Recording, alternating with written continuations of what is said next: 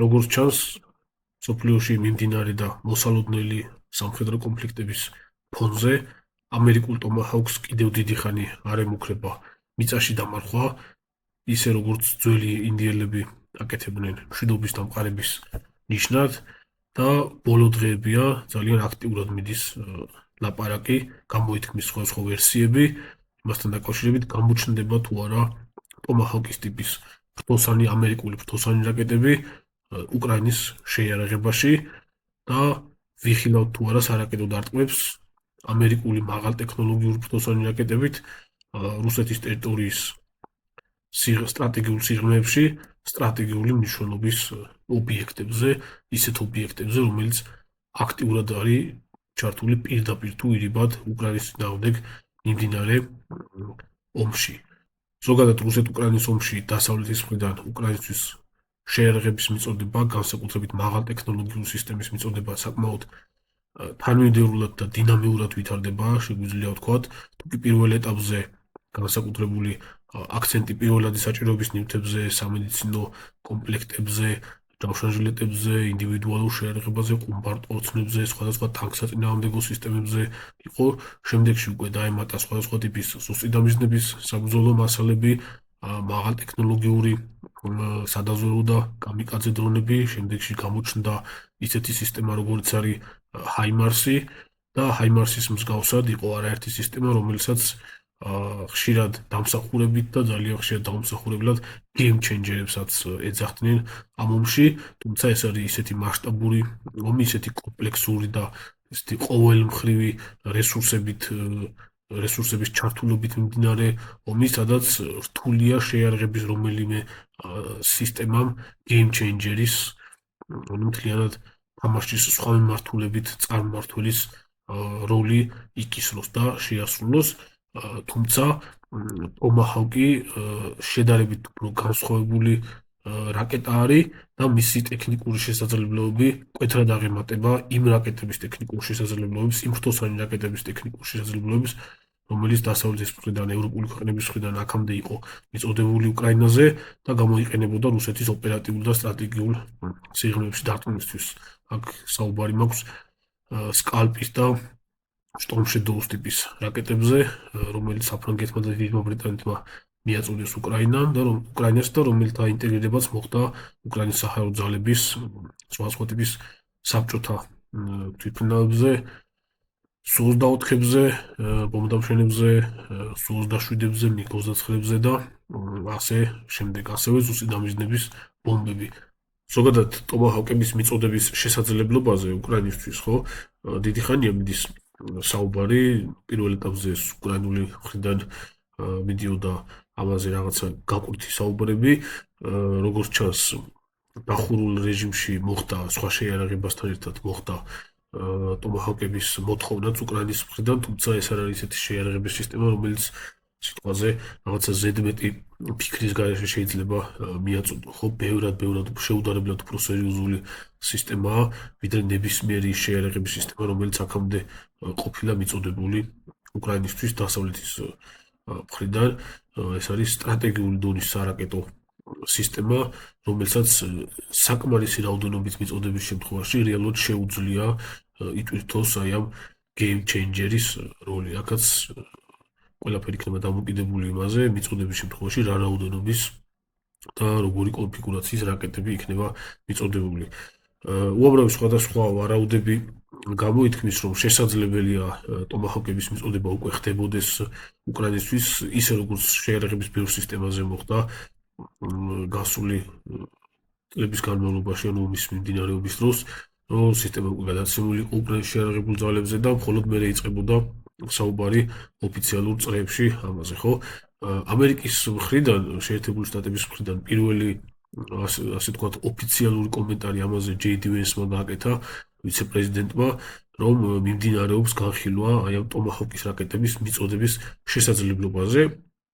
ეს სექტემბრის ბოლოს გაკეთდა, თუ 28-29 სექტემბერს და რამდენიმე დღის წინ უკვე ტრამპმაც გააკეთა ამაზე კომენტარი, რომ განიხილავენ შესაძლებლობას უკრაინისთვის ტომაჰაუკის რაკეტების მიწოდებისთვის. განსაკუთრებული ინტერესი ზოგადად დაინტერესებულ საზოგადოებაში განსაკუთრებული ინტერესი არის იმაზე, რა რაოდენობის ტომაჰოკები შეიძლება იყოს მიწოდებული, როგორი კონფიგურაციის, ზოგადად ბოლო მოდიფიკაციებში არის ორი ძირითადი ვარიანტი, ფრენის მანძილიდან გამომდინარე 1600 კილომეტრიანი, 1500-1600 კილომეტრიანი და 2500 კილომეტრიანები და როგორი პლატფორმიდან შეძლებენ გაშვებას უკრაინელები. თვითონ გამშვებ პლატფორმებს ცოტა მოგვიანებით შევეხებით, არსებობს თანამედროვე სახმელეთო გამშვები პლატფორმები და თუ მოხდა მიწოდება უკრაინისთვის მაღალი ალბათობით სწორედ ამ პლატფორმებიდან გაშვებადი მოდიფიკაციები, კონფიგურაციები იქნება.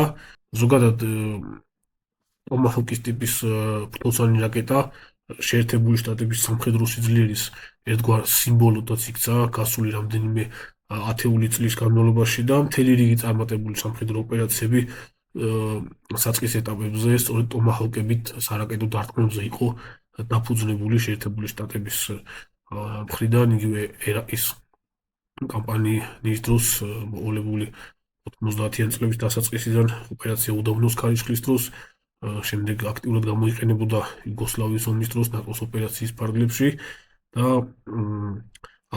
განსაკუთრებით აქტიურად იყენებდნენ 2003 წლის კამპანიის დროს ერაყში სადამ ჰუსეინის ჯარების სხვადასხვა სამიზნეების გასანადგურებლად განსაკუთრებით ჰაერსაწინააღმდეგო სისტემების მართვის ცენტრების რადიოლოკაციური სადგურების და ასე შემდეგ მსგავსი სამიზნეების გასანადგურებლად და ბოლო წლებშიც არაერთხელ იქნა გამოყენებული და აგერ ცოტა ხნის წინ ირანის ბირთვულ ობიექტებზე დარტყმის დროსაც 30 ერთეული ტომაჰოკი გამოიყენა შტატებმა. ტომაჰოკებს შეერთებული შტატების საზღვაო ძალები ისვრის ხოლმე როგორც წესი წყალქვეშა ნავებიდან და წყალზედა ხომალდებიდან, თუმცა არსებობს განსხვავებული კონფიგურაციის გამშვებებიც და ამას უფრო დეტალურად ცოტა შემდეგში შევეხებით. ზოგადი მონახაზი რო გავაკეთო, ტომაჰოკი არის ის საბრძოლო საშუალება, რომელიც საჭირო რაოდენობით გადაცემის შემთხვევაში შესაძლებელია მართლაც იქცეს game changer-ად, მაგალითად ტომაჰოკების დარტყმით შესაძლებელია მაღალი ალბათობით განადგურდეს იგივე ერთ-ერთი ყველაზე სტრატეგიული ობიექტი რუსეთის ტერიტორიაზე, ეს არის ტატარისტანში, ალაბუგაში არსებული კამიკაძე დრონების ქარხანა, სადაც იწარმოება ეს გერანური ტიპის კამიკაძე დრონები, რომელთაც ყოველღამე ხდება უკრაინის სტრატეგიულ ობიექტებზე შეტევა, განადგურდეს რუსული სტრატეგიული ბომბდამშენი ავიაცია, რომელთაც სხვადასხვა ტიპის ფრთოვსან რაკეტებს უშვებენ უკრაინის ტერიტორიაზე და ასე შემდეგ. ზოგადად ორი ძირითადი კონფიგურაცია არის ფრენის მანძილიდან გამომდინარე ტომაჰოკების, ეს არის 1600 კილომეტრიანი კონფიგურაციები და არის 2500 კილომეტრიანი კონფიგურაციები. 2500 კილომეტრიანი კონფიგურაცია განსაკუთრებით ესეთი მაღალი საბრძოლო თვისებებით გამოირჩევა და ძალიან დიდი მანძილია, ზოგადად 2500 კილომეტრი. პრაქტიკულად ამ სივრცეში რუსეთის ტერიტორიაზე ხდება იმ სტრატეგიული სამხედრო ობიექტების, სტრატეგიული და არასტრატეგიული ასევე მნიშვნელობის სამხედრო ობიექტების შეიძლება ითქვას 90-95%, რომელიც უკრაინის წინააღმდეგ ომში არის ჩართული. ესე იგი 2500 კილომეტრიან რადიუსში ხდება 1955 სტრატეგიული მნიშვნელობის ობიექტი, მათ შორის არის 76 სამხედრო საავიაციო ბაზა და სხვადასხვა აეროპორტი, რომელსაც სამხედრო დანიშნულებით იყენებენ. 1600 კილომეტრიან რადიუსში ხდება 1655 სტრატეგიული მნიშვნელობის ობიექტი, მათ შორის 67 საავიაციო ბაზა. ამას ახლა თვალნათლივ ხედავთ აი ამ რუკაზე, სადაც ნაჩვენები არის აი ყვითელ ფერში რაც არის, ეს არის 1600 კილომეტრიანი რადიუსის რაკეტის დაფარვის მანძილი და ცისფერ ფერში უკვე 2500 კილომეტრიანის. სამიზნეების ძირითადი ნაწილი ხედავთ, თუ 1600 კილომეტრიან არეალში უპრობლემოდ ხდება, მათ შორის ენგელსი 2 ტიპის ავიაბაზა, სადაც სტრატეგიული ბომბდამშენი ავიაცია ბაზირებს რუსული და აი აქ უკვე აი ამ წითელ ფერში რაც არის მონიშნული შაჰიდების მწარმოებელი ქარხანა ალაბუგაში. ზოგადი შეფასება რო გავაკეთო, ტომაჰოკი არის ის კლასიკური ტიპის მაღალტექნოლოგიური ფრთოვსანი რაკეტა, რომელიც შეიძლება ითქვას, რომ თანამედროვე მოდიფიკაციებში საუკეთესო ფრთოვსანი რაკეტად ითვლება მსოფლიოში და ყველა ის შედარებით მაღალტექნოლოგიური და განვითარებული ქვეყანა, ვინც ფრთოვსანი რაკეტებს ქმნის და აწარმოებს, საკუთარი ფლოსანი რაკეტები სწორედ ტომაჰავკის მიბაძვით დააპროექტა და შექმნა მათ შორის არის ჩინეთის და მათ შორის არის რუსეთის, რომელმაც სწორედ აი ტომაჰავკის მიბაძვით შექმნა თავის დროზე კალიბრის ტიპის ფრთოსანი რაკეტა, შეიძლება თავად ამისი თქმა. ესე იგი, ტომაჰავკი ისევე როგორც ბევრი სხვა სარაკეტო სისტემა, რომელიც დღესდღეობით არის შეერთებული შტატების შეიარაღებაში, ცივი ომის პირმშუარი, კონცეპტუალურ დონეზე ცივი ომის პერიოდიდან მოდის და პირველადი ტექნოლოგიური ბაზა სწორედ ცივი ომის პერიოდში არის შემუშავებული. წარმოებელი კომპანია პირველ ეტაპზე შემუშავებელი კომპანია იყო General Dynamics-ი, შემდეგში ტექნოლოგიური ბაზა გადაეცა კომპანია Raytheon-ს და McDonnell Douglas-ს და მათ მიერაც ხდება ამ ეტაპზე წარმოება. პროტოტიპის შემუშავების წლები იყო 1972-1980 წლები, როდესაც სხვადასხვა მოდიფიკაციების შემუშავება ხდებოდა, კონცეფციების გაწერა ხდებოდა ზოგადად როგორი ტიპის მოდიფიკაციები უნდა შექმნილიყო და რა უნდა შეესრულებინა რეალურად საომარ სიტუაციაში და ასე შემდეგ. 1980 წლის მარტში ტომაჰავკის პირველი გაშვება განხორციელდა უკვე წყალსზე და ხომალდიდან და 80 წლის ივნისში უკვე წყალქვეშა ნავიდან მოხდა ტომაჰავკ SLCM კონფიგურაციის ტესტები. ტესტები 6 წლის განმავლობაში გაგრძელდა და საკონტროლო ტესტები მათ შორის იყო 3 წლის განმავლობაში და 3 წლის განმავლობაში საკონტროლო ტესტებზე 100-ზე მეტი ერთეული სარაკეტო გაშვება განხორციელდა. ოფიციალურად შეიარაღებაში მიღების წელი არის 1993 წლის მარტში. წარმოებული რაოდენობა დღეს არსებული ოფიციალური ინფორმაციით არის 7302 ერთეული, თუმცა სავარაუდოდ უფრო დიდი რაოდენობა უნდა იყოს წარმოებული.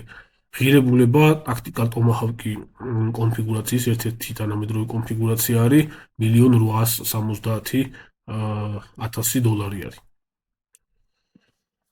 იგი რაკეტების გაშვება წყალქვეშა ნავებიდან ხდება 533 მმ-იანი ან მეტი კალიბრის სატორპედო აპარატებიდან, უფრო მეტად გავრცელებული არის 533 მმ-იანი სატორპედო აპარატები, რომელიც ყველაზე ისეთ გავრცელებულ კალიბრად ითვლება ტორპედოებში, როგორც დასავლური სტანდარტის, ასევე საბჭოთა სტანდარტის.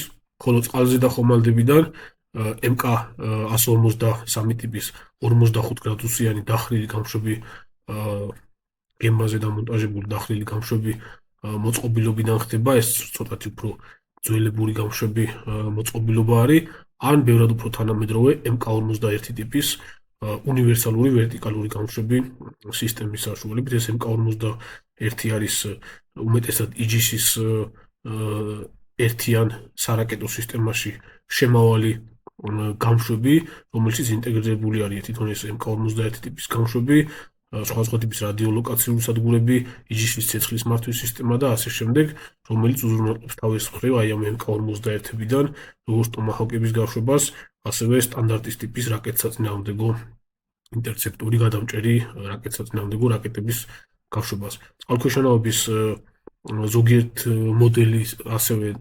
მოდელზე არის ასევე დამონტაჟებული ესეთი ვერტიკალური გამშვები სისტემები, თუმცა უმეტეს წილად მაინც აი ამ 533 მმ-იანი სატორპედო აპარატებიდან ხდება გაშვება წყალქვეშა ნავებიდან. ცივი ომის პერიოდში BGM-109G მოდიფიკაცია, გრიფონი იგივე, ეს იყო სახმელეთო მოდიფიკაცია, იყო შეერთებული შტატების შეიარაღებაში, ეს იყო 4 რაკეტიანი გამშვები, დიდი ზომის გამშვები მანქანა, რომელიც უმეტესი ნაწილიც ევროპაში იყო განლაგებული, ნიდერლანდებში, გერმანიაში, დიდ ბრიტანეთში, იტალიაში, თუმცა 1987 წელს საბჭოთა კავშირსა და შეერთებულ შტატებს შორის დადებული ხელშეკრულების საფუძველზე, რომელიც ითვალისწინებდა საშუალო მანძილზე მოქმედი ბირთვული სარაკეტო სისტემების განადგურებას, 1991-92 წლების მდგომარეობით ეს გრიფონის სისტემები დაჭრილი, განადგურებული იქნა, რამდენიმე ერთეული რჩება მხოლოდ შეერთებულ შტატებში, მუზეუმებში. ესე იგი, ოპერატორი ქვეყნები, რომლებსაც ტომაჰავკის რაკეტები აქვთ შეიარაღებაში, ავსტრალიის საზღვაო ძალები, დიდი ბრიტანეთის საზღვაო ძალები, თავის მხრივ შეერთებული შტატების საზღვაო ძალები, შეერთებული შტატების არმია, და შეერთებული შტატების საზღვაო ქვეითთა კორპუსი და ასევე ნიდერლანდების საზღვაო ძალები. ეს არის ქვეყნები, რომელსაც ტომაჰავკები აქვს შეიარაღებაში. მატარებელი პლატფორმები, რომელზეც აი ამ დღესდღეობით ოპერატიულ მზადყოფნაზე მყოფი ტომაჰავკების უდიდესი ნაწილი არის განლაგებული, რა თქმა უნდა, შეერთებული შტატების საზღვაო ძალების სხვადასხვა ტიპის ხომალდები არის, წყალზედა და წყალქვეშა ხომალდები და შეგვიძლია მივიხილოთ უკვე თითოეული მათგანი. ესენი არის 32 ერთეული ყველაზე ესეთი ძირითადი რაოდენობა, რაც არის 32 ერთეული ატომური წყალქვეშა ნავი ლოს-ანჯელესი, თითოზე 12 ერთეული რაკეტა არის, სულ მთლიანობაში 384 ერთეული გასაშვებად გამზადებული ტომაჰავკი, მათ შორის სტანდარტული უნიტარული ქობინებით, მსხვერპლად ფუგასური ქობინებით და ასევე არის გარკვეული რაოდენობა ბირთვული მუხტებითაც. 4 ერთეული წყალქვეშა ნავი ოჰაიო, თითოზე 154 ერთეული რაკეტა ეტევა, მთლიანობაში 616 რაკეტა არის. 3 წყალქვეშა-ნავი სიულფი 50 რაკეტა თითოზე, მთლიანობაში მაქსიმუმ 150 რაკეტა. 14 წყალქვეშა-ნავი ვირჯინია თითოზე 12 რაკეტა, ამ შემთხვევაში 100 ერთეული გასაშვებად გამზადებული ტომაჰავკი არის. საკმაოდ დიდ რაოდენობაზე გავდივართ უკვე. 64 ერთეული არლი ბიორკის ტიპის ნაღმოსანი, თითოზე 2 გამშვები MK-51 სისტემა აყენია, 2 ბლოკი, იჯის სისტემაში გაერთიანებული, 90 და 96 რაკეტით. ერთზე 90 არის, მეორეზე 96 რაკეტა. უნივერსალური კომპლექტაციით თითოეულ ხომალდში ჩატვირთული არის 8 ტომაჰავკი, ანუ თვითონ MK-51-ის სისტემა არის ვერტიკალური გამშვები შახტებით აღჭურვილი სისტემა, რომელიც კომპლექტდება როგორც ტომაჰავკებით, ასევე სტანდარტის ტიპის რაკეტებით და სხვადასხვა ხომალდებზე სხვადასხვა კომპლექტაციები არის. ესე იგი, უნივერსალურ კომპლექტაციაში არის ჩატვირთული 8 ცალი ტომაჰავკი ერთ ხომალდზე და დამრტყმელ კონფიგურაციაში უკვე 56 ერთეული. შესაბამისად, მათი რაოდენობა არის 512-დან 3584 ერთეულ რაკეტამდე. ეს ძალიან ისეთი დიდი დამანგრეველი ძალის მქონე სარაკეტო პოტენციალი არის, მხოლოდ აი ეს არლი ბიორკის ტიპის ნაღმოსნები რო ავიღოთ, საიდანაც ძირითადად ხდება ხოლმე ამ ტომაჰავკების გაშვება. 22 ერთეული სარაკეტო კრეისერი ტაიქონდეროკა, თითოზე 2 გამშვები MK-51 სისტემა აყენია, ასევე იჯის შემადგენლობაზე. თითოზე არის თითოეული MK-51-ზე არის 122 შახტა, ტიპიური დატვირთვა არის 26 რაკეტა ტომაჰავკი და სულ მაქსიმუმი რაოდენობა ყველა 22 ხომალდზე, 22 კრეისერზე არის 2658 ერთეული რაკეტა. ასევე 2 ცალი DDG 1000 ზუმვალტის ტიპის უახლესი ხომალდები, თითოზე 80 გამშვები არის, მთლიანობაში 160 რაკეტა. 2016 წლის მდგომარეობით შეერთებული შტატების ფლოტს 120 სხვადასხვა ხომალდიდან ერთდროულად შეეძლო გაეშვა 4671-დან 7753 ერთეულამდე ტომაჰავკის რაკეტა. აი ამ რაოდენობების ფარგლებში უარიღებს ოპერატიულ მზადყოფნაზე მყოფი შახტებში და სხვადასხვა გამშვებ პლატფორმებზე არსებული ტომაჰავკების რაოდენობა, რომელიც სიტყვაზე ნებისმიერ დროს ბრძანების მიღების შემთხვევაში შეუძლია გაუშვას ამერიკის ფლოტს, შეუძლია გაუშვას სხვადასხვა მიზნების წინააღმდეგ. ესე იგი, შეიარაღებული კონფლიქტები, სადაც ტომაჰავკები იქნა გამოყენებული აქტიურად, მთლიანობაში სადღაც 2600 ერთეული არის გამოყენებული ამ დრომდე რაკეტების საერთო რაოდენობა და შეგვიძლია უკვე აქ ვნახოთ ეს ჩამონათვალი და მოცემული არის რაკეტების რაოდენობა. ყველაზე დიდი რაოდენობით 802 ერთეული რაკეტა 2003 წელს ერაყის ოპერაციის დროს იქნა გამოყენებული და დიდი რაოდენობა გამოყენებული იქნა ასევე ერაყის პირველი ომის დროს, ოპერაცია დეზერტ შტორმის დროს 1991 წელს 288 ერთეული. შემდეგ იყო ერაყის განიარაღების ოპერაციები პირველ ეტაპზე ორ ფაზად 46 და 23 ერთეული რაკეტა 93 წელს. შემდეგ იყო ბოსნია-ჰერცეგოვინაში ოპერაცია Deliberate Force 95 წელს, სადაც 13 ერთეული რაკეტა იქნა გამოყენებული. შემდგომ იყო ერაყის განიარაღების მესამე ნაწილი 96 წელს 44 ერთეული რაკეტა, ოპერაცია Infinity Reach, ავღანეთი, სუდანი 1990 18 წელს 79 ერთეული რაკეტა იქნა გამოყენებული, ოპერაცია უდაბნოს მელა ერაყში 1998 წელს ასევე დიდი რაოდენობით რაკეტები იქნა გამოყენებული 325 ერთეული, ნატოს სამხედრო ოპერაცია იუგოსლავიაში 218 ერთეული რაკეტა, ოპერაცია მუდმივი თავისუფლება ავღანეთში 2001 წელს 50 ერთეული რაკეტა იქნა გამოყენებული ავღანეთის ოპერაციის საწყის ეტაპზე. წეღან ახსენე ოპერაცია ირაკი ფრიდომ ერაყში 2003 წელს 802 ერთეული რაკეტა, ძალიან დიდი რაოდენობა არის. შემდეგში დობლის სარაკეტო დარტყმა იყო სომალიში 2008 წელს 2 ერთეული რაკეტით, ასევე 2009 წელს 2 ერთეული რაკეტით იემენში ალ-ქაიდას საწვრთნელ ბანაკზე დარტყმა.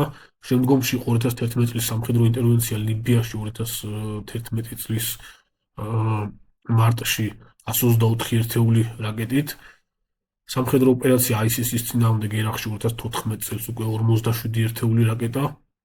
იემენში ჰუსიტების მიერ ხომალდსაწინააღმდეგო რაკეტების გაშვების საპასუხოდ 2016 წლის ოქტომბერში 5 ერთეული რაკეტა. შაირატის სარაკეტო დარტყმა სირიაში 2017 წელს 59 ერთეული რაკეტა. აი ამ ნაწილს შემდგომში დაუბრუნდებით სამხედრო აეროდრომზე მოხდა დარტყმა და საკმაოდ მაღალი შედეგები აჩვენა ტომაჰავკებმა.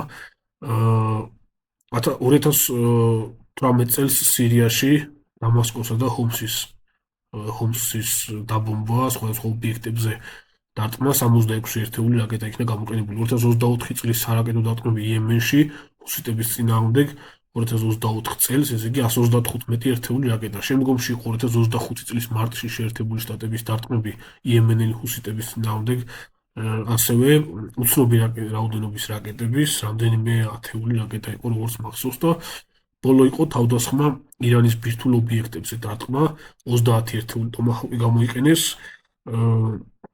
ეს სწორედ ის დარტყმა არის, როდესაც ზემძიმე ბუნკერს საწინააღმდეგო ბომბები მოპები გამოიყენეს ირანის ბირთვული მიწისქვეშა ობიექტების წინააღმდეგ ბიური ტიპის სტელს ბომბდამშვენებიდან, ხო? ესე იგი 2017 წლის 7 აპრილს დარტყმა განხორციელდა სირიაზე ალ-შაირათის საავიაციო ბაზაზე, რაც წეღან ჩამონათვალშიც იყო.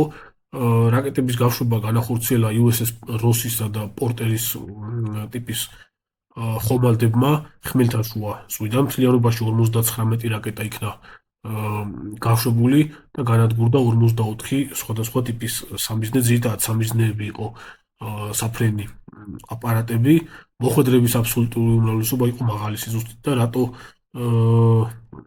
რატო კონცენტრიდი ამ კონკრეტულ ოპერაციაზე. ამ ოპერაციის დროს გამოჩნდა ტომაჰავკის ახალი მოდიფიკაციების რეალური სიზუსტეები და ტექნიკური შესაძლებლობები.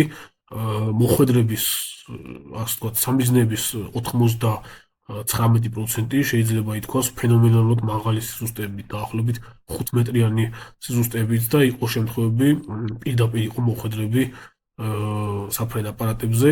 ძირითადად განადგურდა თვითმფრინავები, აეროდრომზე მდგარი, გამოყენებული იქნა პენეტრატორი მოდიფიკაციებიც რაკეტებისა, ჩაანგრია ბეტონის სადგომები და სადგომების ქვეშ არსებული თვითმფრინავები განადგურა.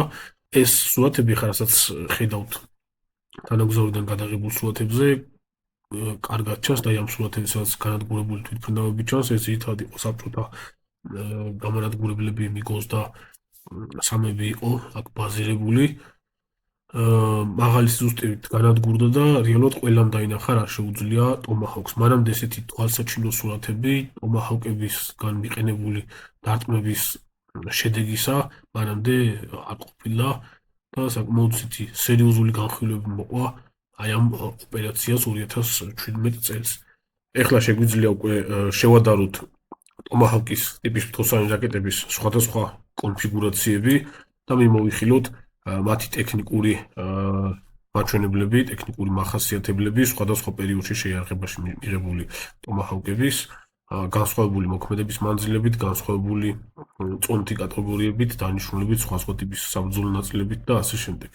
ესე იგი ერთ-ერთი პირველი მოდიფიკაცია, რომელიც 1993 წელს შევიდა შეიარაღებაში, ეს არის RGM-UGM 109A მოდიფიკაცია, TLAMN იგივე ბირთვული კონფიგურაცია, ეს იყო მოდერნიზაციის ფაზა ბლოკ 1. ასევე ამავე წელს შეიარაღებაში შევიდა UGM 109B მოდიფიკაცია, ეს უკვე იყო ანტიშიპი, ანუ ხომალდსაწინააღმდეგო მოდიფიკაცია. შემდეგი იყო უკვე ამავე წელს 1993 წელს შეიარაღებაში შესული სახმელეთო გამშვების კონფიგურაცია BGM 109J, იგივე ეს გრიფონის სისტემა, რომელიც უკვე ვახსენეთ GLCM-ი, რომელიც ევროპის სხვადასხვა ქვეყნებში იყო ცივი ომის პერიოდში განლაგებული. შემდეგი უკვე Tomahawk ეს სამი, რომელიც ვახსენე, ეს იყო ბლოკ 1 კონფიგურაციები, შემდეგი უკვე იწყება Tomahawk ბლოკ 2-ები და ბლოკ 2A. ეს პირველი ნიმუში იყო უკვე LGM UGM 109C მოდიფიკაცია TLAM-S, ეს იყო კონვენციური კონფიგურაცია, წყალზედა და წყალქვეშა ნავებიდან გასაშვები მოდიფიკაცია, მოდერნიზაციის ფაზები ბლოკ 2, ბლოკ 2A და Tomahawk ბლოკ 3. შემდეგი მოდიფიკაცია იყო LGM UGM 109D მოდიფიკაცია, ეს იყო უკვე Tomahawk-ის კასეტური კონფიგურაცია. შეიარაღებაში იყო როგორც ბლოკ 2 მოდიფიკაციები, ბლოკ 2B და Tomahawk ბლოკ 3-ები ასევე. ერთ-ერთი ყველაზე ახალი თანამედროვე კონფიგურაცია Tomahawk-ის არის LGM UGM 109E მოდიფიკაცია, ტაქტიკალ Tomahawk-ი.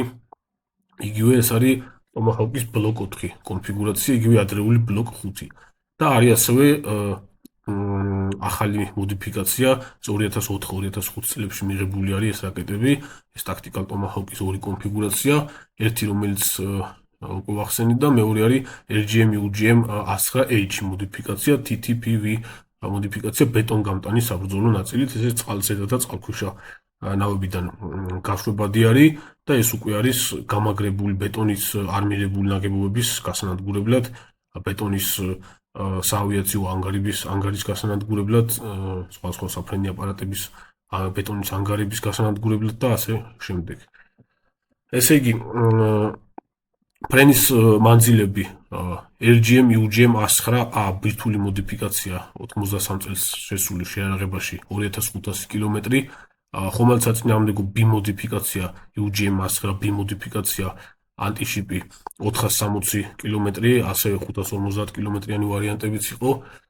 სახმელეთო მოდიფიკაცია ბირთვული ქობინით BGM 109G გრიფონი 2500 კილომეტრი არის, აქაც კონვენციური მოდიფიკაცია UGM 109C მოდიფიკაციის რაკეტა ბლოკ 2 და ბლოკ 2A მოდიფიკაციებში იყო 1250 კილომეტრი ფრენის მანძილი, ბლოკ 3 მოდიფიკაციაში უკვე გაზრდილი იყო 1600 კილომეტრამდე და იყო ასევე 1850 კილომეტრიანი ვარიანტებიც. კასეტური კონფიგურაცია ბლოკ 2 მოდერნიზაციის ფაზა ბლოკ 2 და ბლოკ 2B 870 კილომეტრი, ეს ახლო მანძილზე მოქმედი იყო შედარებით და ბლოკ 3 კონფიგურაციაში უკვე რომელიც 1993 წელს შევიდა შეიარაღებაში 1250 კილომეტრი. ტაქტიკალ Tomahawk-ი შედარებით ახალი Tomahawk-ი 2004 წელს შესული 1600 კილომეტრი და აქვს ასევე 2400 კილომეტრიანი მოდიფიკაციაც და აი ეს ბეტონგამტანი ტაქტიკალ Tomahawk-ის ბეტონგამტანი ვარიანტზე ფრენის ზუსტი მანძილი ცნობილი არ არის დაზუსტებული, სავარაუდოდ 1600 კილომეტრიანი ვარიანტი უნდა იყოს ეს და უნდა კონდეს 2400-2500 კილომეტრიანი ვარიანტიც. ეს ტექნიკური მონაცემების ვრცელი ცხრილი ახლა ჩანს ვიდეოში ეკრანზე და შეგიძლიათ დეტალურად დაათვალიეროთ. სიგრძეები ყველა მოდიფიკაციის რაკეტაზე 5.56 მეტრი არის, სიგრძე სასტარტო ამაჩქარებლით 6.25 მეტრი, ეს სასტარტო ამაჩქარებელი არის მყარსაწვევიანი სასტარტო ძრავი, რომლითაც ხდება რაკეტის გამოგდება სხვადასხვა გამშვები ტუბიდან, გამშვები პლატფორმიდან და შემდგომში უკვე ირთვება 10 წელიწად, ამის მერე 10-12 წამის მერე ცილდება ეს სასტარტო ძრავი და ირთვება ძირითადი სამარშო ძრავი. რაკეტის ყველა მოდიფიკაციის ფრთაშვილობა 2.62 მეტრი არის და დიამეტრებსაც შეეხება. დიამეტრები არის 521 მმ რაკეტის. მასა რაკეტების Tomahawk ბლოკ 1 კონფიგურაციებში ეს ბირთვული და ხომალდსაწინააღმდეგო მოდიფიკაცია 1180 კილოგრამი არის და სასტარტო ამაჩქარებლით 1450 კილოგრამი. სახმელეთო კონფიგურაცია გრიფონის 1200 კილოგრამი, ხოლო რაკეტა 1470 კილოგრამი არის სასტარტო ამაჩქარებლით. კონვენციური ქობინით Tomahawk-ი ბლოკ 2 და ბლოკ 2 A მოდიფიკაციებში 1300 კილოგრამი, სასტარტო ამაჩქარილით 1590 კილოგრამი. 1450 კილოგრამი არის სასტარტო ამაჩქარილით უკვე ტომაჰოკ ბლოკ 3 მოდიფიკაცია UGM-109C რაკეტის. ესე იგი კასეტური მოდიფიკაციების მასა ბლოკ 2 კონფიგურაციაში 1220 კილოგრამი და 1490 კილოგრამი, ბლოკ 3 კონფიგურაციებში ცნობილი არ არის ინფორმაცია ამაზე. 1500 კილოგრამი არის ტაქტიკალ ტომაჰოკი, გასაშვები მასა რაკეტის და ბეტონგამტანი კონფიგურაცია ტაქტიკალ ტომაჰოკის არის 1200 კილოგრამი. სიჩქარე რაკეტების, ყველა რაკეტაზე სიჩქარე არის 880 კმ/სთ-მდე, ეს არის მაქსიმუმ 0.75 მეასედი მახის სიჩქარე. სამარშრუტ ძრავი, ანუ ძირითადი ძრავი, გამწევი ძალა ტომაჰოკის, რომელიც რაკეტის უკანა მხარეს კუდში არის მოთავსებული და მისი ჰაერინგები უკანა მხარეს ქვემოდან არის განლაგებული. ესე იგი, პირველ რამდენიმე რაკეტაზე, ხო, UGM-109A-ზე, ბირთვულზე, ხომალდსაწინააღმდეგოზე, სახმელეთო გამშვების კონფიგურაციაზე და ასევე UGM-109C ბლოკ 2-ზე და ბლოკ 2A-ზე კონვენციურ ვარიანტებზე გამოყენებული არის რეაქტიული ძრავი Williams-ის F-7 WR-400 წევით 2.7 კილონიუტონი. შემდეგში უკვე კონვენციური მოდიფიკაცია UGM-109C ბლოკ 3 კონფიგურაციაში ძრავი უკვე გაუმჯობესებული არის, შეცვლილი არის და აქ არის დაყენებული უკვე 3.1 კილონიუტონი წევის მქონე Williams-ის F-7 WR-402 ტიპის ძრავი. შემდეგში კასეტურ კონფიგურაციაზე ძრავი გამოყენებული არის ბლოკ 2-ზე და ბლოკ 2B-ზე Williams-ის F-7 WR-400, ის ძველი ძრავი 2.7 კილონიუტონიანი და ბლოკ 3-ზე უკვე ახალი WR-402 3.1 კილონიუტონი წევით. ახალ ტაქტიკურ ტომაჰოკზე 2004-2005 წლებში შეიარაღებაში შესულ რაკეტებზე უკვე არის კიდევ უფრო ახალი ძრავი დაყენებული, ეს არის Williams-ის F-415 WR-402, ამასაც წევა 3.1 კილონიუტონი აქვს. სასტარტო ძრავი ყველა რაკეტაზე გარდა ბოლო ტაქტიკალ ტომაჰოკებისა პირველ რაკეტებზე გამოიყენებოდა Atlantic Research-ის MK-106 მყარსაწვოვიანი სასტარტო ძრავი წევით 26.7 კილონიუტონი, მუშაობის ხანგრძლივობა 10-12 წამი. ესე იგი, ახალ ტაქტიკალ ტომაჰოკებზე უკვე გამოყენებული არის MK-135 ტიპის მყარსაწვოვიანი სასტარტო ძრავები, როგორც სტანდარტულზე, ასევე ბეტონგამტან ვარიანტებზე. საბრძოლო მუხტები. ესე იგი, პირველი მოდერნიზაციის პირველი ფაზა, ხო, ბლოკ 1-ებში ბირთვულ ვარიანტზე TLAM-N კონფიგურაციაზე არის W80 ტიპის, V80 ტიპის 5-დან 150 კილოტონამდე სიმძლავრის 100 კილოგრამიანი ბირთვული მუხტი, ხომალდსაწინააღმდეგო ვარიანტზე არის WDU-25B სპეციალურად ხომალდსაწინააღმდეგო ტომაჰოკისთვის განკუთვნილი მუხტი, რომელსაც აქვს შენელებული ამფეთქი, ეს არის 450 კილოგრამიანი მსხვერპლად ფუგასური მუხტი, რომელიც სხვადასხვა ხომალდზე მოხვედრის შემდეგ ანგრევს ხომალდის კორპუსს და მილიწამების შემდეგ ფეთქდება, რომ შიგნიდან ბევრად უფრო დიდი ზიანი მიაყენოს სხვადასხვა მცურავ საშუალებას. ესე იგი, სახმელეთო კონფიგურაცია გრიფონი BGM-109G GLCM რაკეტაზე უკვე გამოყენებული არის W84 ტიპის ბირთვული მუხტი, აქაც 5-დან 150 კილოტონამდე რეგულირებადი სიმძლავრის მუხტი არის. სხვადასხვა სიმძლავრით შეიძლება მისი აფეთქება. კონვენციური კონფიგურაცია ბლოკ 2 და ბლოკ 2A მოდიფიკაციებში ეს არის TLAM-S რაკეტები, UGM-109C მოდიფიკაციები, 450 კილოგრამიანი WDU-25B ტიპის 450 კილოგრამიანი მსხვერპლად ფუგასური მუხტით არის. აი ეს არის იმ მუხტის კონფიგურაცია, რა მუხტიც აყენია ხომალდსაწინააღმდეგო რაკეტაზე. ბლოკ 3 მოდიფიკაციაში, კონვენციური რაკეტის ბლოკ 3 მოდიფიკაციაში არის მსხვერპლად ფუგასური მუხტი WDU-36B, ეს არის 350 კილოგრამიანი მსხვერპლად ფუგასური მუხტი, რომელიც შევსებული არის ფეთქებადი ნივთიერებით PBXN-107, ეს ჰიბრიდული ფეთქებადი ნივთიერებაა, რომელიც აქტიურად გამოიყენება დასავლურ საბრძოლო მასალებში, ბომბებშიც ასევე და ასე შემდეგ. კასეტურ კონფიგურაციებში ბლოკ 2-ში და ბლოკ 3-შიც გამოყენებული არის კასეტური დისპენსერის ვარიანტებსაც ეძახიან 166 ერთეული კომბინირებული მოქმედების სუბელემენტი არის BLU-97B 1.5 კილოგრამი წონითი კატეგორიის სუბელემენტი არის. რაც შეეხება ტაქტიკალ ტომაჰაუკზე იგივე UGM-9E-ზე არის მსხვერპლად ფუგასური მუხტი WDU-36B 340 კილოგრამიანი, აქაც შევსებული არის ფეთქებადი ნივთიერებით PBXN 107 Type 2. პენეტრატორ ვარიანტზე, ანუ ბეტონგამტან ვარიანტზე, ტაქტიკალ ტომაჰაუკის ბეტონგამტან ვარიანტზე არის WDU-43B კონფიგურაციის საბრძოლო ნაწილი. რაც შეეხება მართვა ნავიგაციისა და დამიზნების სისტემებს, მართვა ნავიგაციისა და დამიზნების სისტემები არის სწორედ ის ერთ-ერთი ძირითადი ელემენტი, რითაც ტომაჰაუკის ტიპის რაკეტები, განსაკუთრებით თანამედროვე ტომაჰაუკები, რამდენიმე თავით უფრო მაღლად დგანან უამრავი სხვა ქვეყნის მიერ წარმოებულ ფრთოსან რაკეტებზე და ტომაჰაუკის რაკეტების მაღალი საბრძოლო ეფექტურობა და ის მოსალოდნელი მაღალი საბრძოლო ეფექტურობა, რომელიც შესაძლებელია დადონ უკრაინაში, სწორედ განპირობებული არის აი ამ მაღალ ტექნოლოგიური ნავიგაციისა და დამიზნების სისტემებით, რომლის წყალობითაც ამ რაკეტებს აქვს ძალიან მაღალი შანსები, რომ თავი აარიდოს და დაუსხლტეს რუსეთის ტერიტორიაზე და ატმის შემთხვევაში დიდი რაოდენობით რუსულ საზინტო სარაკეტო კომპლექსებს, სხვადასხვა მანძილებზე მოქმედებს, რადიოლოკაციურ სადგურებს და ასე შემდეგ. ესე იგი დავიწყოთ ბლოკ 1 კონფიგურაციებიდან. მართვა ნავიგაციის სისტემაში ეს არის სისტემა, რომელიც აკონტროლებს ფრენის რეჟიმს სამიზნესთან მოხვედრამდე და მისი ზოგიერთი ელემენტი ასევე უზრუნველყოფს სამიზნეზე ზუსტ მოხვედრასაც. ესე იგი მართვა ნავიგაციის სისტემაში ბირთვული ბლოკ 1-ებზე გამოყენებული იყო AINES-ი, ანუ ინერციული ნავიგაციის სისტემა, გიროსკოპის ბლოკი, პლუს ტერკომი და ეს იყო DPW-23 ტიპის ტერკომის ბლოკი. ტერკომი რა არის, ამაზე საკმაოდ უცლად ვილაპარაკე, როდესაც ეს ახალი უკრაინული ფრთოსანი რაკეტა ფლამინგოს განხილვა გავაკეთე. ტერკომი არის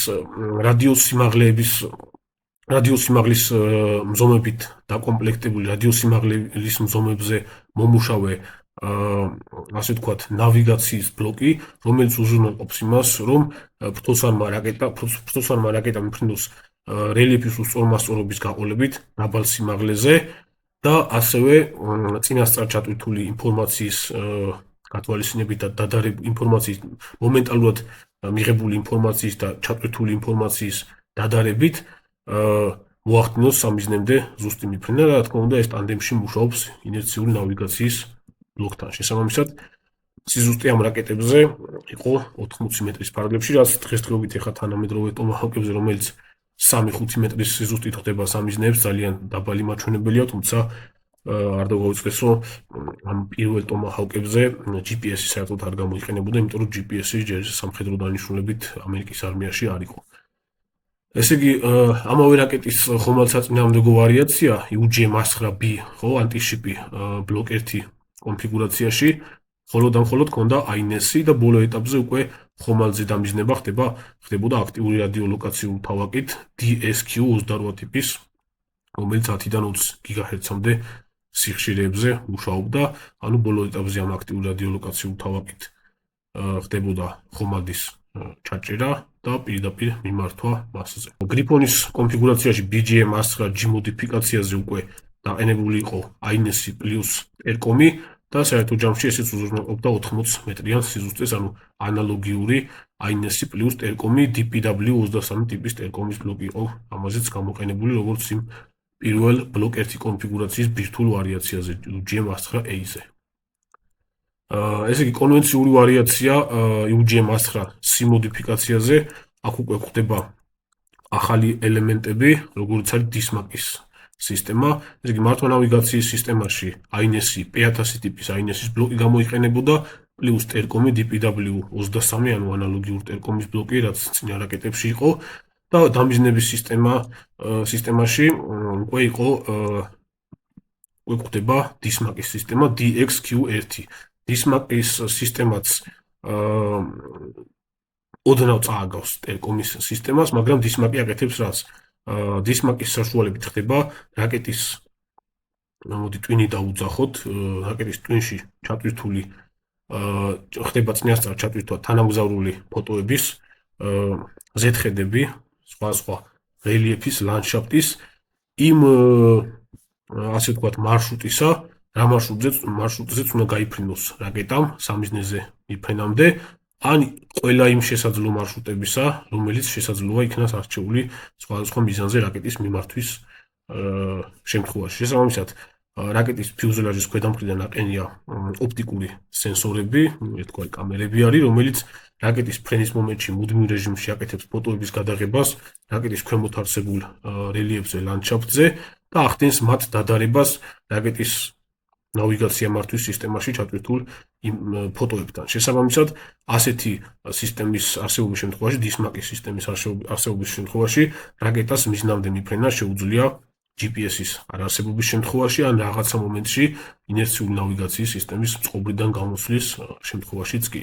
თუმცა ამ მოდელებზე DXQ1 ტიპის დისმაკის სისტემები იყო ბლოკორებზე და ბლოკორი A-ზე, ეს შედარებით პრიმიტიული დისმაკი იყო და თანამედროვე მოდელებზე ბევრად უფრო დახვეწილი არის. ესე იგი, AINES-ის ტერკომისა და დისმაკის ერთობლიობა 20-25 მეტრი სიზუსტეს იძლეოდა. დისმაკის გამოყენება ზოგადად რაკეტის ფრენის დროს თვითონ რაკეტის ფრენის სისტემის მიერ ნავიგაციისთვისაც, ზუსტი ნავიგაციისთვისაც გამოიყენება და უკვე ბოლო ეტაპზე სამიზნეზე ზუსტად მოხვედრისთვისაც. ესე იგი, ამავე რაკეტის UGM-109-C კონვენციური მოდიფიკაციის ბლოკ 3-ზე უკვე გამოიყენებოდა DISMAC 2A გაუმჯობესებული დისმაკი და AINES-ის ბლოკსა და ტერკომის ბლოკზე უკვე დამატებული არის 5-არხიანი GPS-იც. ეს რაკეტა შეიარაღებაში შევიდა 1993 წელს, შესაბამისად ეს არის პერიოდი, როდესაც ახალი დაწყებულია უკვე GPS-ების გამოყენება შეერთებული შტატების შეიარაღებულ ძალებში, GPS დამიზნების საბრძოლო მასალების სატესტო საბრძოლო გამოყენება უკვე გააკეთა, მოახდინა ამერიკის საჰაერო ძალებმა ოპერაცია უდაბნოს ქარიშხალში და ტომაჰავკებშიც უკვე გვხდება ამ პერიოდიდან GPS დამიზნების მოდულები. შემდეგ მოდის კასეტური კონფიგურაციები, კასეტურშიც ანალოგიურად გვხდება მეორე თაობას ანალოგიური ტერკომი, AINES-ის P1000 და DISMAC-ის პირველი თაობის დისმაკები აქვს და ბლოკ 3 მოდიფიკაციის ტომაჰავკებზე უკვე შედარებით უფრო შემდეგში 1993 წელს მიღებულ კასეტურ კონფიგურაციებზე გვხდება ასევე DISMAC 2A და 5-არხიანი GPS-ი და ამ რაკეტაზეც ანალოგიურად 10-15 მეტრი არის სიზუსტე. უკვე ბევრად უფრო თანამედროვე 2004-2005 წლებში შეიარაღებაში მიღებულ ტაქტიკალ ტომაჰავკებზე გვხდება უკვე GPS-ი პლუს AINES-ი ერთმანეთთან ინტეგრირებული უნივერსალური ბლოკები, ბევრად უფრო თანამედროვე ვიდრე ამ 90-იანების დასაწყისში მიღებულ ტომაჰავკებზე იყო, პლუს თანამედროვე ტერკომის სისტემა და 2-არხიანი თანამგზავრული კავშირი. შესაბამისად, ამ ტომაჰავკებზე უკვე ტაქტიკალ ტომაჰავკებზე შესაძლებელი ხდება, რომ რაკეტის გაშვების შემდეგ წინასწარ განსაზღვრული მიზნიდან მოხდეს რაკეტის გადამისამართება და სხვა მიზანზე მიმართვა.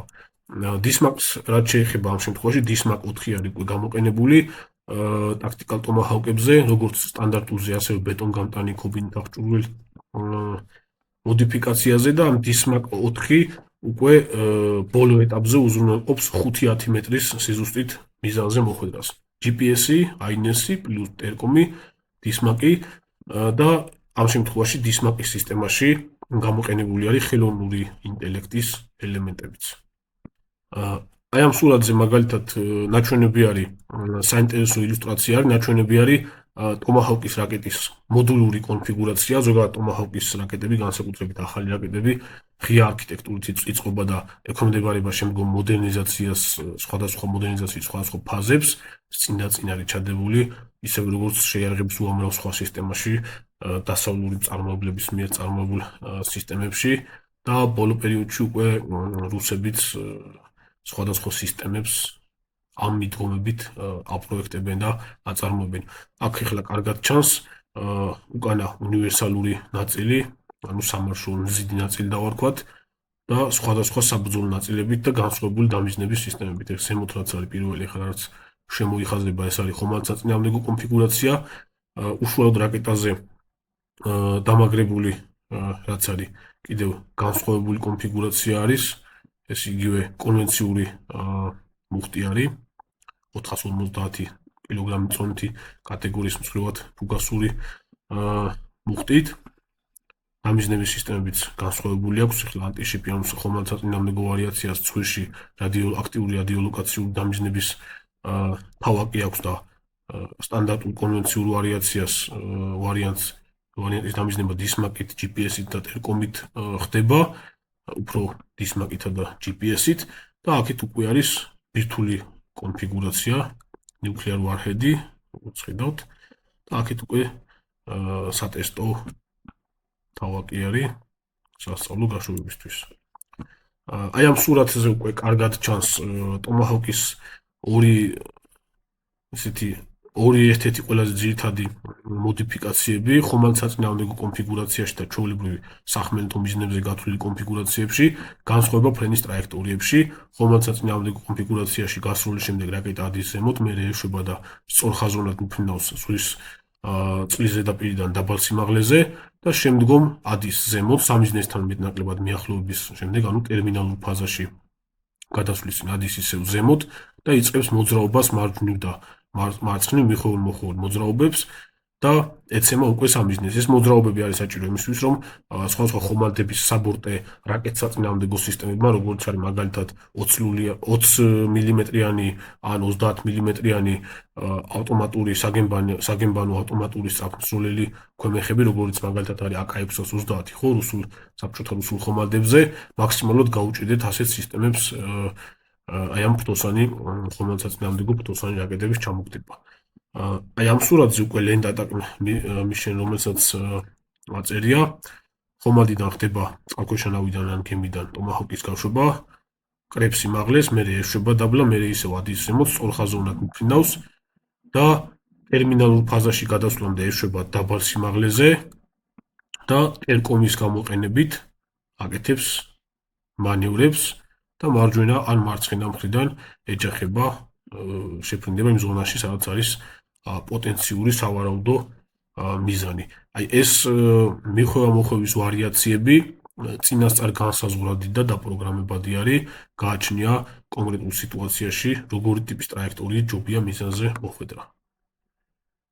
აქ უკვე შეგვიძლია განვიხილოთ იმ ტექნიკური მონაცემების ცხრილში მოყვანილი სხვადასხვა მოდიფიკაციის ტომაჰოკის რაკეტების ზოგადი აგებულება, მიმოვიხილოთ ის სექციები, რისგანაც შედგება რაკეტები, მეტნაკლებად ყველა რაკეტაზე ერთნაირი გვხვდება, ძირითადი განსხვავება მაინც დამიზნების სისტემაში და საბრძოლო ნაწილშია და წვრილმანი ელემენტებში, რომელსაც აქ უკვე რა თქმა უნდა არ შევეხებით.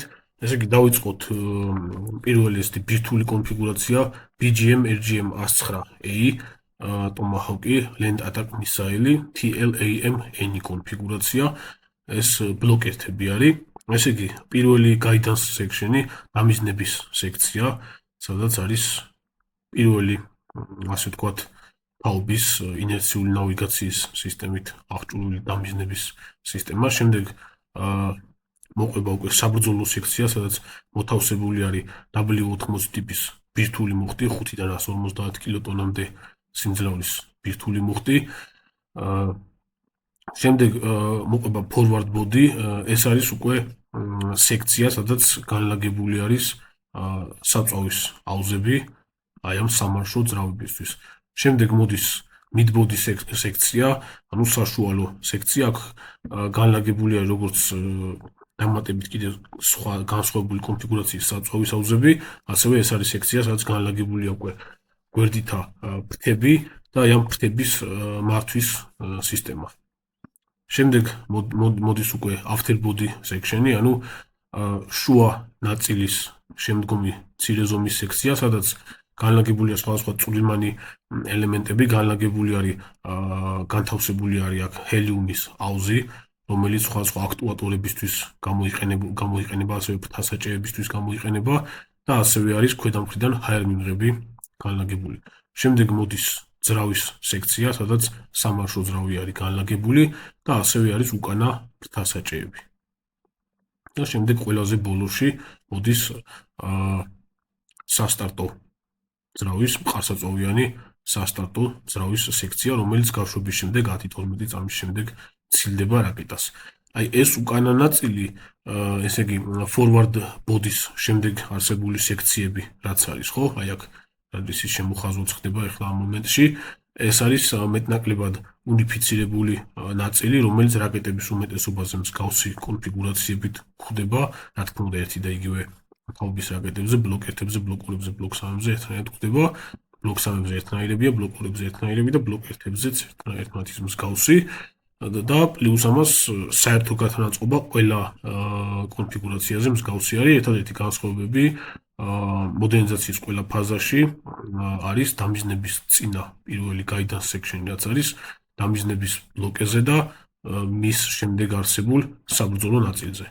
ესე იგი, ამ კონკრეტული რაკეტის BGM-109A ტიპის რაკეტის TLAM რაკეტის mission profile, ესე იგი, როგორ მიფრინავს რაკეტა მიზნამდე, ხედავთ აი აქ ამ შემთხვევაში წყალქვეშა ნავიდან გაშვებადი კონფიგურაცია, ვარიაცია ხატია, ამოდის წყლიდან, აი ამ შემთხვევაში სატორპედო აპარატიდან გაშვება ხდება, იმიტომ რომ წყალქვეშა ნავიდან წინა მიმართულებით ხდება გაშვება, ამოდის ზემოთ, შემდეგ ოდნავ აგდებს სიმაღლეს, მერე ისევ კრებს სიმაღლეს, მიდის, ეშვება და უკვე როდესაც შეფრინდება უკვე ხმელეთის თავზე, ერკომისა და დისმაკის სისტემების გამოყენებით, გააჩნია რომელი თაობის ტომაჰავკი არის, ძირითადად უფრო ერკომის სისტემების გამოყენებით, სხვადასხვა ტრაექტორიებით მიფრინავს მიზნამდე.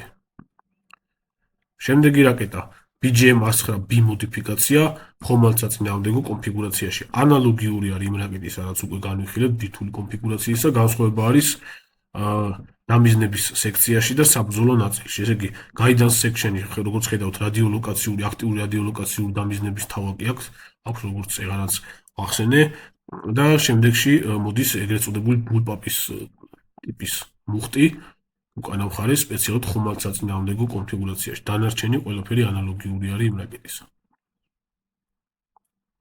ამ შემთხვევაშიც ამ ხომალდსაწინააღმდეგო რაკეტის ფრენის ტრაექტორია შემდეგია, ხომალდიდან წყალზე და ხომალდიდან ან წყალქვეშა ნავიდან გაშვების შემთხვევაში ადის რაკეტა ზემოთ, შემდეგ აგდებს სიმაღლეს, მიფრინავს წყლის ზედაპირიდან დაბალ სიმაღლეზე და შემდეგ გარკვეული ტრაექტორიებით მიფრინავს მიზნამდე. შემდეგი BGM-109C მოდიფიკაცია კონვენციური საბრძოლო ნაწილით.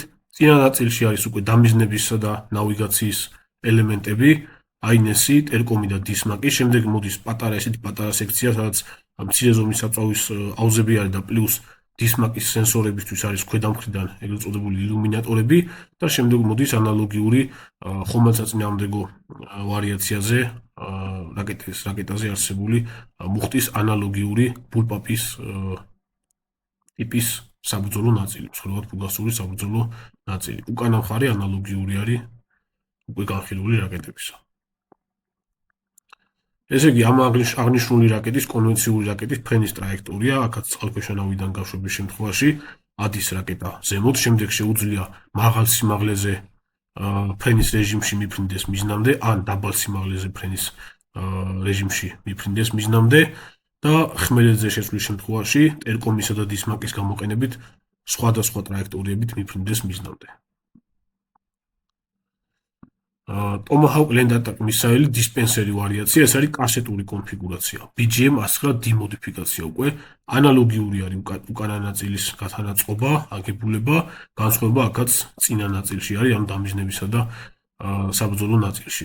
ესე იგი, INS-ი, ტერკომი, დისმაკი, წვრილ ნაწილში, guidance section-ში, შემდეგ payload section-ი არის, სადაც კასეტური ელემენტები არის მოთავსებული, 166 ერთეული კასეტური ელემენტი. შემდეგში მოდის პატარა სექცია, სადაც დამატებითი მცირე ზომის საწვავის აუზები არის და დისმაკის ილუმინატორები არის ქვედა მხრიდან და დანარჩენი, როგორც გითხარით, ანალოგიურად.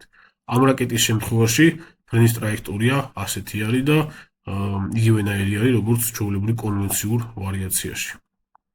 სადაც ხედავთ ახლა სურათზე. შეფრინდება სხვადასხვა ტრაექტორიებით, სხვადასხვა სიმაღლეებით მიზნამდე, შემდეგში ადის გარკვეულ სიმაღლეზე მიზნის თავზე, რომ საკმაის ფართობზე მოხდეს კასეტური ელემენტების გაფანტვა და ეს დისპენსერი საბრძოლო ნაწილი იხსნება და ფანტავს კასეტურ ელემენტებს. ესე იგი, შემდეგი ბლოკ 3 კონფიგურაცია Tomahawk-ის რაკეტის კონვენციური საბრძოლო მსხვილად ფუგასური ნაწილით. ძირითადი განსხვავება აქაც წინა ნაწილში არის დამიზნების სისტემაში, სადაც გაერთიანებული არის GPS-ი, დისმაკი, ტერკომი და პლუს აქვს თანამგზავრული კავშირის მიღებები. შემდეგში არის პატარა მცირე სექცია, სადაც დამატებითი მცირე ზომის საწვავის აუზები არის და მას მოყვება უკვე სწორად ფუგასური საბრძოლო ნაწილი და პლუს ამ ნაწილში არის განლაგებული GPS-ის მიღები ანტენებით დამატებითი. შემდგომი უკანა ნაწილში, ანუ მზიდი ნაწილი, ფრთასაჭერებისა და ძრავის ნაწილი ანალოგიურია, რაც წინა რაკეტებზე გვხვდებოდა. ეს იგი ბლოკ 3 კონფიგურაციაში რაკეტას მრავალფეროვანი ტრაექტორიებით შეუძლია მიზნამდე მიფრენა და ამ მრავალფეროვან ტრაექტორიებს განაპირობებს სწორედ თანამედროვე ტერკომი და თანამედროვე დისმაკი, რომელიც კონკრეტული სამიზნის მდებარეობის და სამიზნემდე მისაფრენი, ასე ვთქვათ, მარშრუტის სპეციფიკიდან გამომდინარე, ათეულობით და ასეულობით სხვადასხვა ვარიაციის შესაძლებლობას იძლევა. სახმელეთო მოდიფიკაცია გრიფონის სისტემის BGM-109J, ეს არის ის სისტემა, რომელიც ცივი ომის პერიოდში ევროპაში ჰქონდა განლაგებული შეერთებულ შტატების ბირთვული კონფიგურაციებით, ესეთი რაკეტა კანისტერულ გამშვებში, ცილინდრულ კანისტერულ გამშვებში იყო მოთავსებული W-84 ტიპის ბირთვული მუხტით, წინა მხარეს ტერკომის ნავიგაციის სისტემა პლუს ინერციული ნავიგაციის ბლოკი, შემდგომში საწვავის აუზი და როგორც ამ წინა რაკეტებზე მიმოვიხილეთ, ანალოგიური აგებულება აქვს ამ კონკრეტულსაც. ამ რაკეტების ქერშობა ხდებოდა აი ასეთი, რომელსაც სურათზე ხედავთ, ასეთი 4 რაკეტიანი გამშვები მანქანიდან. აქ არის ნაჩვენები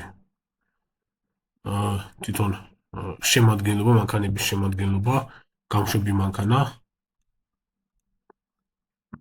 და ცეცხლის მართვის მანქანა, ორივე მანქანა საკმაოდ დიდი ზომის იყო და სტრატეგიული დანიშნულების შეიარაღების სისტემა იყო და აქ მანქანების გაბარიტები ნაკლები პრობლემა არის.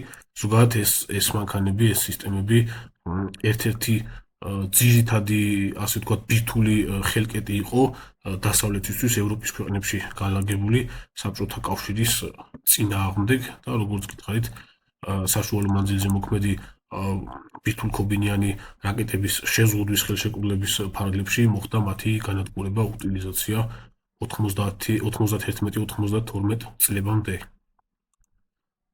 აი ამ საინტერესო ინფოგრაფიკაზე უკვე მოცემული არის ბლოკ 4 კონფიგურაციის ტომაჰავკის რაკეტის ზოგადი გათანაწყობა წააგავს ბლოკ 2-ებსაც, ბლოკ 3-ებსაც ზოგადი განლაგებით, სექციების განლაგებით და ეს ბლოკ 4-ები არის პრაქტიკულად ყველაზე უფრო დახვეწილი კონფიგურაციები, განსაკუთრებით ნავიგაციისა და დამიზნების სისტემებით.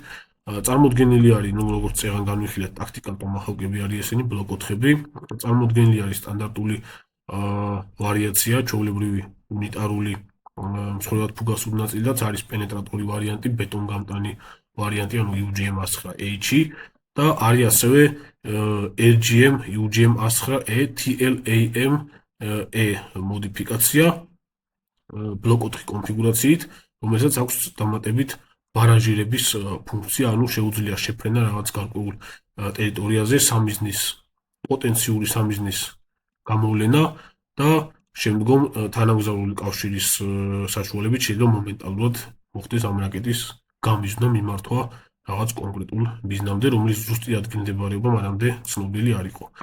ეს ტომაჰავკის რაკეტების შესაძლებლობებს, ზოგადად ტექნოლოგიურ შესაძლებლობებს ერთიურად ზრდის.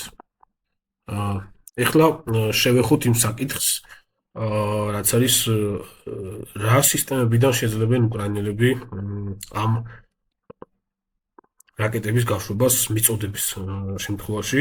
ამ ეტაპისაც უკვე გავრცელდა ინფორმაცია, რომ პირველი 200 ერთეული რაკეტა თითქოს და არის უკვე ჩატანილი ნიდერლანდებში, რომელიც შემდგომში უკრაინაში უნდა გადაიგზავნოს და ჩემი აზრით ეს იქნება თავისთავად სახმელეთო კონფიგურაციები, სახმელეთო გამშვებებით. ძალიან მრავალფეროვანი გამშვებები არ არსებობს ამ ეტაპისთვის ტომაჰავკის რაკეტების გასაშვებად, თუმცა არის რამდენიმე ვარიაცია, რომელიც შეერთებული შტატების შეიარაღებაში არის. მეტნაკლებად ყველაზე ისეთი პორტატული და უკრაინელებისათვის გამოსადეგი იქნება ესეთი ნემესისის სისტემები, რომელიც პრაქტიკულად ესეთი უახლესი სისტემები არის, ბოლო წლებში მიმდინარეობს მათი გამოცდები. ეს არის ამერიკული ტაქტიკური საარმიო მანქანის JLTV-ის, ოშკოშის JLTV-ის ბაზაზე შექმნილი რობოტი მანქანა, უპილოტო რობოტი მანქანა, რომელსაც ორი სხვადასხვა ტიპის რაკეტის გაშვება შეუძლია. ეს მანქანები სპეციალურად საზღვაო ქვეითთა კორპუსისთვის შეიქმნა და შეუძლია გაუშვას ერთ-ერთეული ტომაჰავკი, აი ამ სურათზე, რასაც ხედავთ ახლა, დიდი ზომის გამშვები კონტეინერიდან და ასევე შეუძლია გაუშვას ორი ერთეული NSM ტიპის ხომალდსაწინააღმდეგო რაკეტა, ეს არის Naval Strike Missile. ესეთი თანამედროვე ხომალდსაწინააღმდეგო რაკეტები არის ამ სურათზე, რასაც ხედავთ ახლა, ორი თეთრი ფერის კონტეინერიდან ამ NSM ტიპის ხომალდსაწინააღმდეგო რაკეტების გაშვება შეუძლია. აი ამ პლატფორმას უპრობლემოდ შეუძლია მუშაობა უკრაინაში, თუმცა არ არის აუცილებელი, რომ აი ეს გამშვები კონტეინერები მაინც და მაინც ამ პლატფორმაზე იყოს დამონტაჟებული. სპეციალურად უკრაინელების მოთხოვნებიდან გამომდინარე, შესაძლებელი იყო დროის მოკლე ვარიანტში შექმნა უნიფიცირებული გამშვები პლატფორმისა, რომელზეც დამონტაჟდებოდა ეს გამშვები კონტეინერი, ანუ არანაირი პრობლემა სხვადასხვა პლატფორმაზე, ბაზაზე ამ გამშვები კონტეინერის დამაგრებისა არ არსებობს. მთავარია იმავე მანქანაზე იყოს თვითონ მართვის სისტემა, ცეცხლის მართვის სისტემა, რომელიც აი ამ რაკეტის დაპროგრამებას და გაშვებას მოახდენს. ნუ უკრაინისთვის რაკეტების მიწოდების შემთხვევაში რაზე იქნება დამონტაჟებული, ეს მალევე გახდება ცნობილი. სავარაუდოდ მე ვფიქრობ, რომ რაღაცა ახალი ტიპის გამშვები შეიძლება იყოს ბევრად უფრო მარტივ სავალი ნაწილზე, მარტივ ბაზაზე, ვიდრე არის ეს რობოტიზებული უპილოტო JLTV, ხო?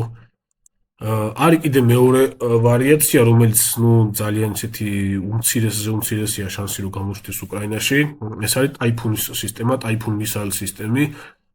ეს არის სახმელეთო ვარიაცია, შეგვიძლია დაუძახოთ ამას ტომაჰავკის რაკეტების გასაშვება, თუმცა ეს არის უნიფიცირებული გამშვები სისტემა დავარქვათ, რომელიც არის სახმელეთო კონფიგურაცია არის MK-51 ტიპის უნივერსალური გამშვების. ეს არის ის MK-51 გამშვებები, რომელიც აი ამ ამერიკულ წყალზე და ხომალდებზე აყენია, იგივე ტაიქონდეროკას ტიპის ხომალდებზე, საიდანაც შესაძლებელია როგორც ტომაჰავკების გაშვება, ასევე სტანდარტ მისაილის ტიპის, სტანდარტ SM-3-ების, სტანდარტ SM-6-ების ტიპის ანტირაკეტების, რაკეტსაწინააღმდეგო ანტირაკეტების ინტერცეპტორების გაშვება. თვითონ ეს ტაიფუნ მისაილ სისტემები, ტაიფუნის სისტემები შედის multi-domain task force-ების შეიარაღებაში.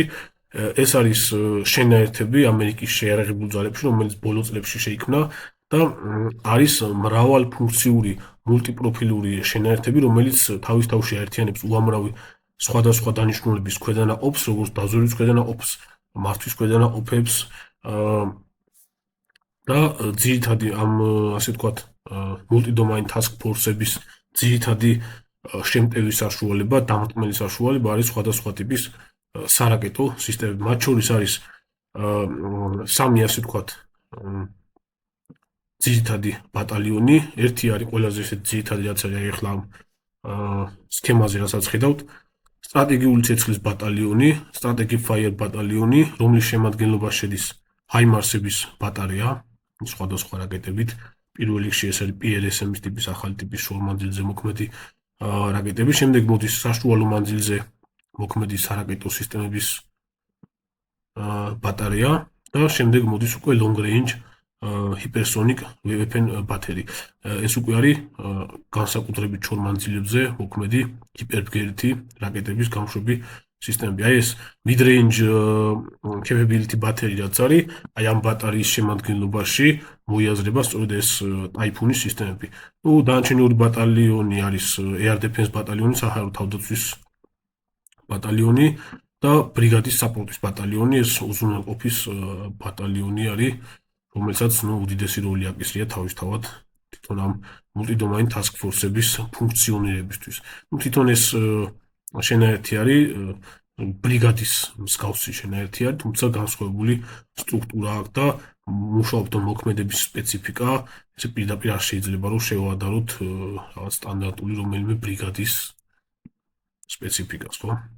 ნუ მინიმალური შანსია რომ ეს ტაიფუნის სისტემები გამოჩნდეს უკრაინაში, მით უმეტეს რომ შეერთებულ შტატებსაც ძალიან მცირე რაოდენობით აქვს თვითონაც ამ ეტაპზე ხდება სწორედ ამ მიმდინარე წლებში ხდება აი ამ მულტიდომეინ task force-ების ჩამოყალიბება და განსაკუთრებული აქცენტი აქვთ უფრო წყნარი ოკეანის მიმართულებაზე შტატებში და შემდგომ პერსპექტივაში აპირებენ ასევე ერთი ასეთი შინაარეთის განთავსებას გერმანიაშიც, რომელიც იყო ოფიციალური ინფორმაცია. ესე იგი დასკვნით ნაწილში შევეხოთ უმნიშვნელოვანის საკითხს, რამდენად შეძლებს რუსული ჰაერსაწინააღმდეგო სისტემები ამ ამერიკული ტომაჰავკების ჩამოგდებას. ეს ასეულობით სხვადასხვა ფაქტორზე არის დამოკიდებული და ამ ფაქტორების ერთობლიობაზე და ასევე ცალ-ცალკე ამ ფაქტორებზე დიდწილად არის დამოკიდებული რა ტრაექტორიებით მოხდება რუსეთის ტერიტორიაზე შეფრენა კონკრეტულ მიმართულებებზე, რა ჰაერსაწინააღმდეგო სისტემები იქნება განლაგებული, შორმანძილზე მოქმედი სისტემები იქნება თუ ახლო მანძილზე მოქმედი სისტემებით შედარებით დიდი რაოდენობით, რომელი რადიოლოკაციური სადგურები იქნება, როგორ რეჟიმში იმუშავებს და ასე შემდეგ.